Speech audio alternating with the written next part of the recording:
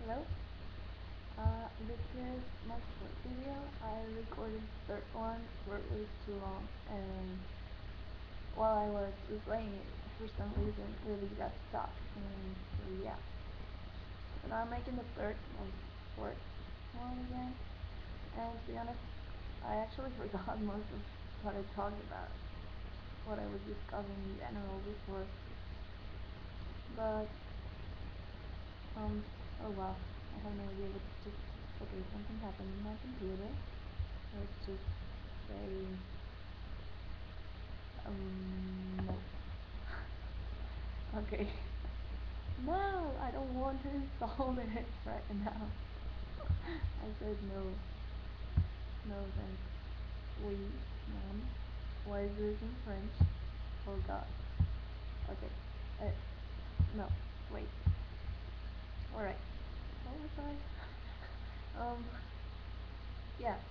So, this video I want to talk about bipolar and what, I want to read you some definitions of what bipolar is. And I met some people with bipolar, and people go through really hard time, I think. And it's also something that is commonly misdiagnosed for many people.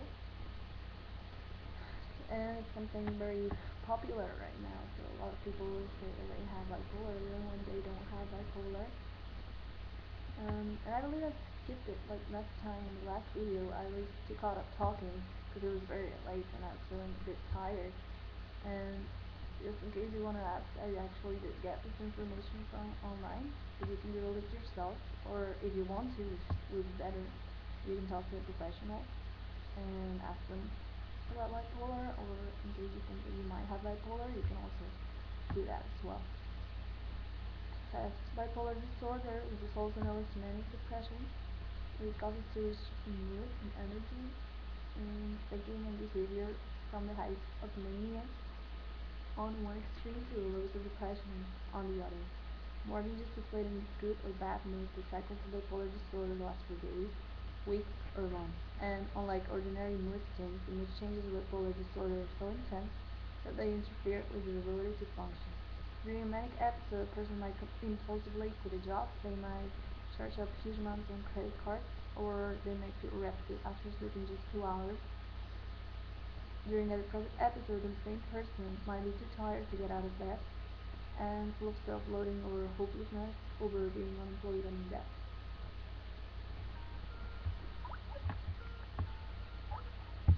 Okay, wait.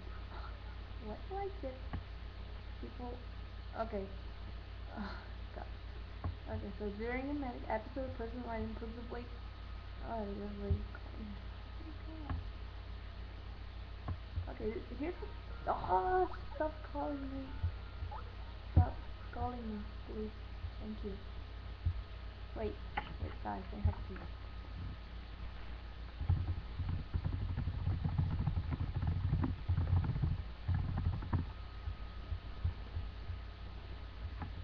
Okay, what was I saying again? So many people decide to interrupt me while I'm making a video on YouTube. Okay. The first manic or depressive episode of bipolar disorder usually occurs in the teenage years or early adulthood, and the symptoms can be subtle and confusing for most people.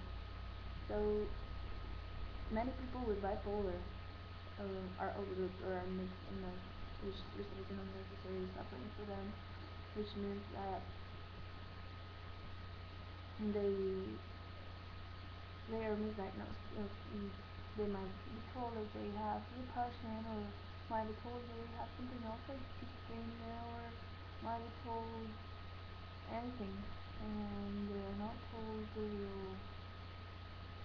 real problem or the real issue, which is bipolar.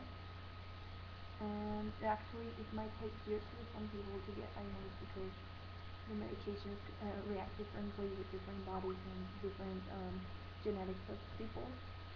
So some meds might make someone manic, which is actually my case with some meds, and other meds can make people very depressed instead. or well, in general, I think what gets out bipolar most of the times is that when they are treated for with antidepressants, sometimes they become manic, or they they have other side effects that are too obvious, and and sometimes even professionals can tell what's happening, and they'll give them more and more meds, and they won't be able to diagnose them correctly because they don't know what's going on, or they might think something else while it's the total opposite. And I think, like I was saying, this has become also very common to say I have bipolar, I have uh, depression, or I have whatever. And a lot of people think they have bipolar, but mm, I know one person, just one person really in my life with bipolar, and she does have a lot of problems, like especially at school and talking to other people. It's literally like she's two different people at different times. When she's in her lows, it's very hard to get her out of her. When she's in her highs, it's also like it's almost like too much. Or you can start talking about a topic with her, and she can have full conversation. She'll start talking about something completely different. You can start talking about elephants, and you're saying, "Oh well, look at that blue elephant," and she will say, "Yeah, but I like peanut butter," something like that. Or well, actually, peanut butter is kind of related to elephants. Well, I like computers. I don't know something. And um, just kind of like that. And there's also I wanted to read to you this fact about bipolar because a lot of people get confused with that, and there are many myths that people believe are true about bipolar. One of the myths is that people with bipolar disorder can get better or live a normal life. So many people with bipolar disorder have actually very successful careers or happy family lives, satisfying relationships, and living with bipolar is actually challenging to these people because it's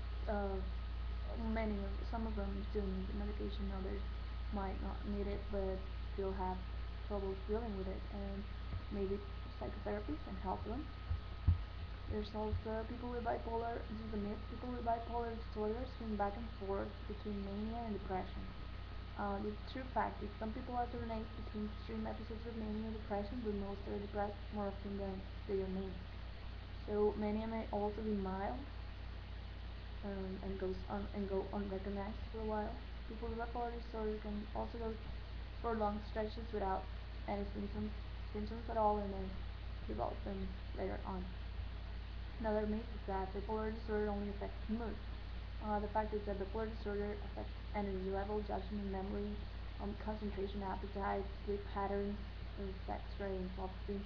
I'm not sure about this one though because I have, having experienced the net thing, I think for many people this can overlap as well. But if you know any professional who can tell me wrong on this, please, please do. Is that myth bipolar? Oh no, another one. Being aside from taking medication, there's nothing you can do to control bipolar disorder. This is what I was talking about. It says fact. While medication is the foundation of bipolar disorder treatment, therapy and self-help strategies are also important roles. You can help control your symptoms by exercising regularly, getting enough sleep, eating right, monitoring your mood, keeping stress to a minimum, and surrounding yourself with supportive people.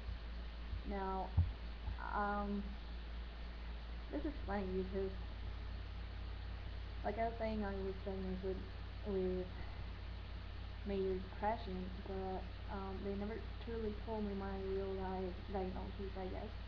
And the last thing I was told is to follow this program where I have to um, eat right and do a lot of exercise and, of course, get out a lot and do other things like I don't know, just go on with my normal life, but mostly and the most important, the one that I stressed out the most was doing exercise, which is something that I wasn't doing much anymore. So it's kind of hard for me to get the motivation to do that. But you have to do it, you have to do it because if you don't, you might fall back into depression. Right now, like I was saying, I'm feeling very sick and very tired mostly because of the travel and an inability to sleep that I've been having for a while, also as well as insomnia. And well, the other day I actually my nose started bleeding, and that's the reason that I'm withdrawing right now because the next part had an effect on my body that most people don't get. So like I got seizures and I got many things that are not very common, like food allergies and stuff that I didn't have, started having after that. So yeah, that's the reason that I'm withdrawing. That's the reason that I need to exercise. And for many people who actually have bipolar, they have to follow certain regulations, and it's important to go to your therapist or to your psychiatrist or psychologist, whatever you do. But remember that there's hope and that you can get better after time. And if you do need the medications or if you think you need them, please do take them. And just remember schedule. It's very important to remember that because it's not the same and it will never be the same to take your medication at let's say 7 a.m. and then the next day you take it at 10 a.m. and do things like that because the body is it's a living thing, but it's very precise. So you can just play like that with it, which I've actually because I get forgetful. Sometimes I have actually forgotten my meds, and it's not something you want to deal with, believe me. So if you're going through that, just remember that it's hope, and remember that you need to make an effort and to get better. Um, I guess that's all I wanted to talk about today. Thanks for listening, and actually, I think I'm gonna make another part so I can talk about different types of bipolar because there are two types of bipolar. I think I'm not sure. This is what I remember right now. Um. So yeah, I'm gonna make that other part, and I'm gonna stop this video right now.